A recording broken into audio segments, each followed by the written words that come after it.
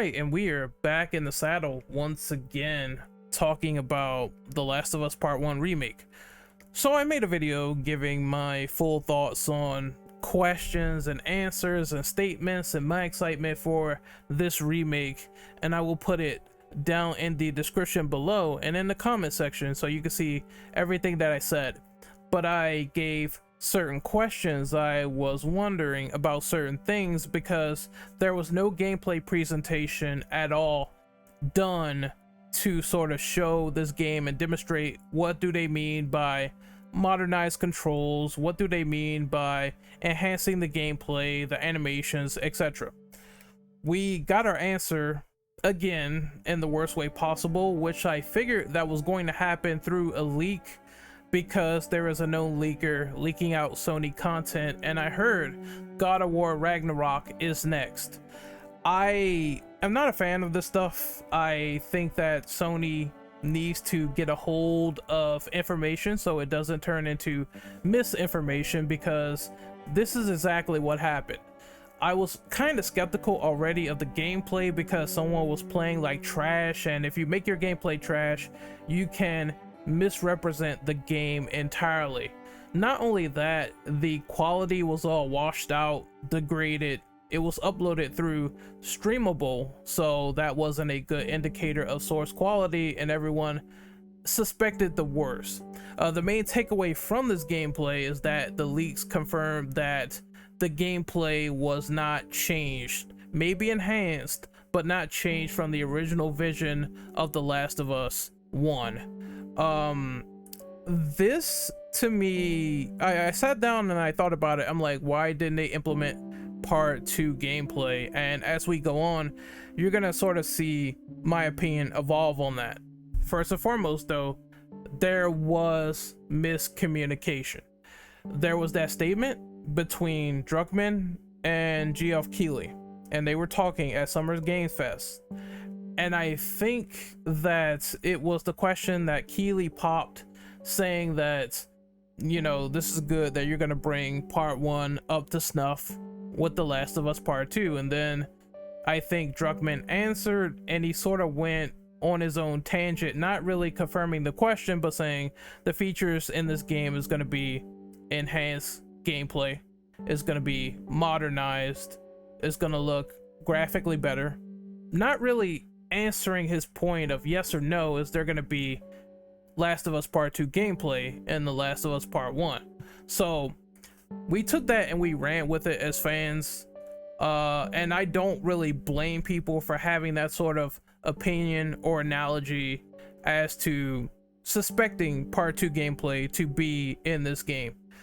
There are people that didn't though, and we're gonna get into this because I can perfectly understand why after putting 2 and 2 together with all the fallout that happened in this situation. I think there is clearly though some revisionist history going on with 1-for-1 remakes. A 1-for-1 remake, and I went over this on my channel, is the idea that you're remaking the game again from the ground up and you're making moderate changes to the formula, to the structure, but overall it is the same game under a different house, a different engine. And then people called it a remaster. So a remaster is taking that old code from the game and doing like resolution bumps, frame rate bumps, that's it. Not really rebuilding the game from the ground up, just making it function better, but it is overall the same experience. The Last of Us Remastered is, for all intents and purposes, compared to this remake, an ugly game. Only the pre-rendered cutscenes are really good, but the in-game cinematics really don't lend itself to looking as fantastic as The Last of Us Part 1. I do not think, and I do not agree with people when we go back in time and we say, hey, these 1-for-1 remakes like Shadow of the Colossus or shit like Crash Bandicoot Insane Trilogy, they don't look the same. They are clearly graphically updated and it's phenomenal, but they play the same. No one went back to those games and said, hey, those are remasters. We're totally fine with those being remasters. They're not one-for-one remakes. No one complained about that. No, people were all for those games coming out. Now, there was a $1 difference between them, and I think there's a dishonesty going on between people, like not admitting, of course there's a $70 difference, but it still is a remake for The Last of Us Part 1, just being rebuilt from the ground up. I gave several examples. There's probably more one-for-one remakes that people are unaware of or have paid for, or they just simply did not give the same energy to those games compared to this one. I think that, you know, if you want to be dishonest, that's fine, but we have to be genuine about the concept of one-for-one remakes existing before this game. I already said in that video, I said the price point is definitely egregious, it is definitely spicy, but overall the value of $1 is relative to the observer. Motherfuckers have already said and broken this analogy of remakes being $70 with Bloodborne. They said that they are okay with a one-for-one remake of Bloodborne because Bloodborne simply needs it and that's it. So, you know, you're okay with $70 remakes, right? It's okay, it's fine. You're completely fine with this logic if Bloodborne comes out, you know, Bluepoint makes it, it's just a graphical overhaul and that's it, and a bump of 60 FPS, and you're good with that. You're fine with them rebuilding the house, but giving you the same gameplay rebuilt on the PS5 with quality of life improvements. You're fine with this. If people are fine with this, then the gold standard of just wanting reimaginings like Final Fantasy VII Remake or Resident Evil 2 Remake is complete bullshit, because clearly you're gonna take a one-for-one of Bloodborne, no problem. Like I said, value of $1 relative to the observer. I think there's a more compelling argument to say that there could be more under the hood for Sony to remake, reboot, and reimagine a lot of their other IPs, as opposed to saying one or the other doesn't deserve it and creating a shallow argument. Because, I mean, before all this, one must remember that Demon's Souls was a $70 remake. It didn't just start at Last of Us, it didn't just start at Demon's Souls. 2K was doing NBA games, which is copy and paste constantly over and over again at $70. The reality of the situation is that if Sony wanted to make a Last of Us remake early, they're more inclined to do so. I think people can admit that for Naughty Dog, The Last of Us is one of their most popular IPs, hence why it's getting a TV show, hence why it's getting a remake, hence why it got a sequel, hence why it got remastered, hence why it's probably getting another sequel at Part 3, because the early outline for that script is already written. It's a powerhouse, and is what Sony and Naughty Dog mutually agree with. I want more variety, and I want more of that implemented in their choices. But I'm not gonna sit here and say, oh, they can't do this, that, and the third, when you would be egregious with that price tag if they gave you other remakes, especially harbor at your interests, especially Bloodborne, with quality of life improvements at $70. Putting out all of these shitty takes and trying to, I don't know what you call this philosophy, I guess it would be unwritten rules. Trying to say that your unwritten rules is now law and fact against all of the stuff that happened in history is bullshit. If someone who never played Part 1 is getting into Part 1 and they're delving into this remake, then this game is probably meant for them. It's probably made for them. They probably never played the original remaster, and then it's like you're getting hours upon hours of content. You're getting a story you never experienced. You're getting it at its best functionality. Those people who never played Part 1, they could go back and play the remaster if they want. You know, the multiplayer being excluded, I will say the multiplayer is very skill based, so you're not gonna jump into it and automatically like start bodying everybody. It takes time, it takes dedication, it takes learning. If you don't care about multiplayer and you care about single player and you care about quality of life on top of that, then yes, for that person, I would say this remake is worth the money. Same for, because you know, people are born in different eras and whatnot, you know what I mean? Once you start thinking outside of the box and trying to figure out if this game was meant for you, you have to think about other people in the process and who is being tailored to. I know some people like to bring up the fact that the HBO Max show is coming and it's going to coincide, and I definitely think that's going to be some cross promotion that they didn't deny there for sure. So maybe this was a lickety split project just based on the heels of that alone. That being said, you know, there's also the super fans that will go out and they want to play these games and experience it for themselves, and you know, it's their money. I don't see any issue with that of the sort. We'll see how the market turns out with sales on this one. I'm very curious to see what happens after the fact, but for folks saying that it's not going to sell, I think it's going to sell something for the month of September anyway. Moving on to just, you know, a lot of this bullshit, because you got to break this down. You got to really just break all this down. There were developers saying, was this game built with the new mechanics in mind for part 2, and could it break part 1's design and gameplay and stuff like that? I think that question was raised as to why they didn't do it.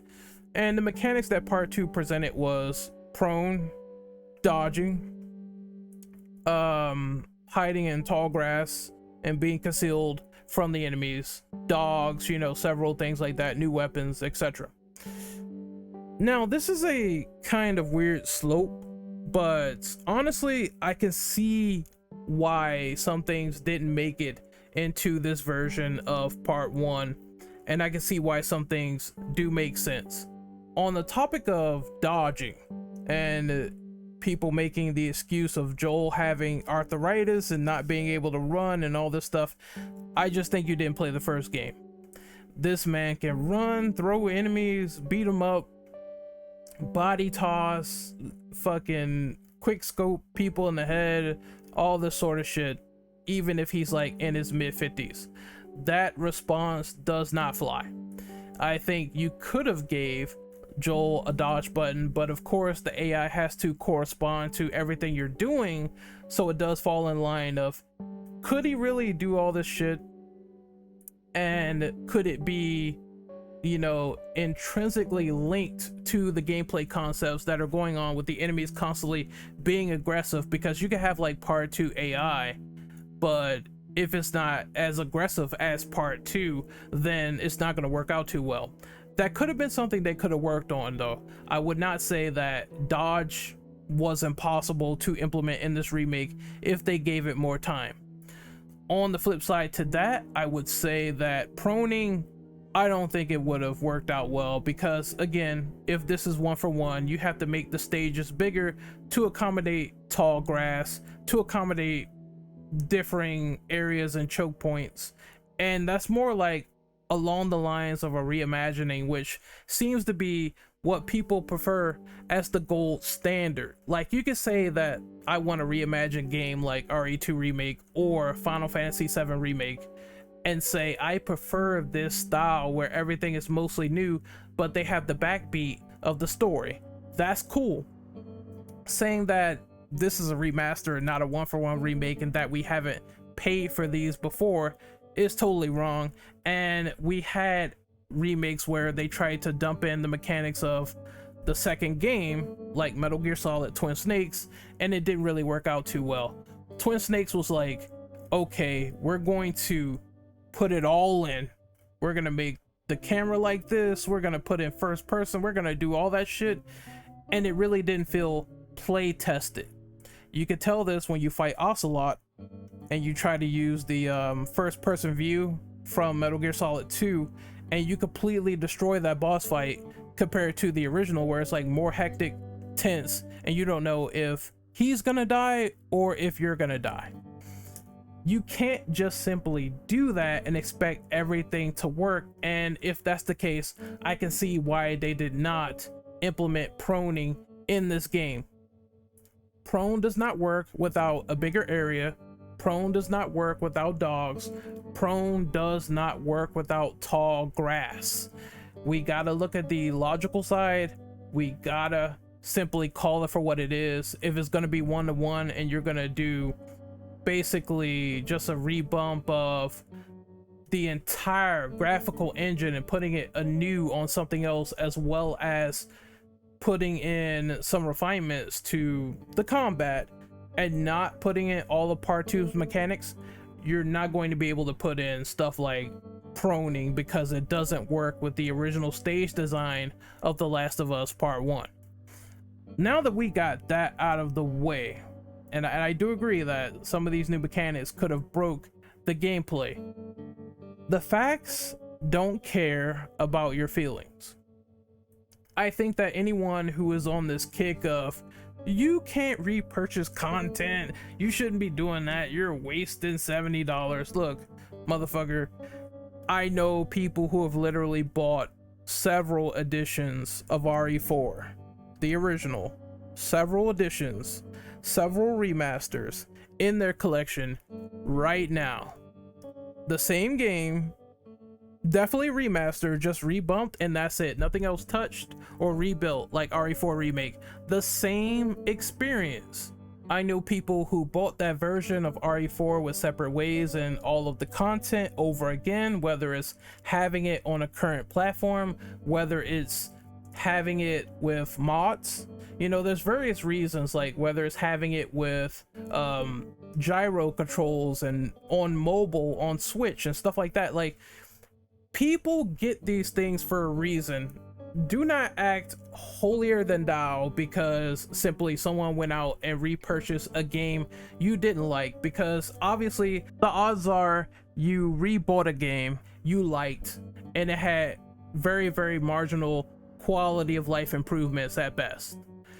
The next thing is that I don't see what's wrong with getting a game that has good quality of life to it, because I'm not going back to play the original fucking Shadow of the Colossus without the fact that I have customizable controls. Like, I prefer the jump button being mapped to X.